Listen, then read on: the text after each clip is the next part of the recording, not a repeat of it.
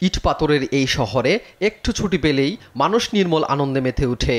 আর তাই তো ঈদের ছুটিতে একটু প্রশান্তি পেতে পরিবার প্রিয়জনদের নিয়ে ধানমন্ডি লেক পাড়ে ঘুরতে এসেছেন রাজধানীবাসী।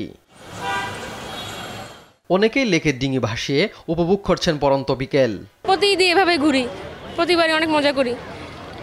আমরা ঈদের কয়েকটা দিন শুধু ঘোরাঘুরির মধ্যেই থাকি। পরিবারের সাথে সালাম করা, ঈদ সালামি পাওয়া, এগুলো তো প্রথম ঈদেই হয়ে যায়। আজকে একটু ভাই বোনেরা বের হলাম, সবাই মিলে আসলাম। ধানমন্ডি যেহেতু এত কাছে আর ফাঁকা পাওয়া যায় না, তাই আমরা এখন রিক্সা দিয়ে খুব মজা করে ঘুরতে পারছি। আমার সাহেবকে নিয়ে আজ পর্যন্ত কখনো আসা হয় নাই কোনো জায়গায়, তো আজকে হঠাৎ করে বললো যে চলো ঘুরে আসি। ঈদকে আরো আনন্দময় করতে বন্ধুদের সাথে ঘুরতে এসে উচ্ছ্বাস প্রকাশ করছেন দর্শনার্থীরা। কেউ মেতেছেন আড্ডায়, সেলফিতে বন্দি করছেন প্রিয় মুহূর্ত, কেউ আবার প্রিয়জনকে উপহার দিচ্ছেন ফুল। আমরা সব ফ্রেন্ডরা এসেছি রবীন্দ্র সরোবরে ঘুরতে। আমরা সবাই একই ইয়ারে পড়াশোনা করতাম, একই সাথে এখন একসাথেই ঘোরাফেরা করলাম। ঈদে খুব মজা করছি আর কি, ভালো লাগছে। অনেকে বিকেলে উপভোগ করছেন সরোবরে গান গেয়ে, গানের মূর্ছনায় হারিয়ে যাচ্ছেন ভাবাবেগের রাজ্যে।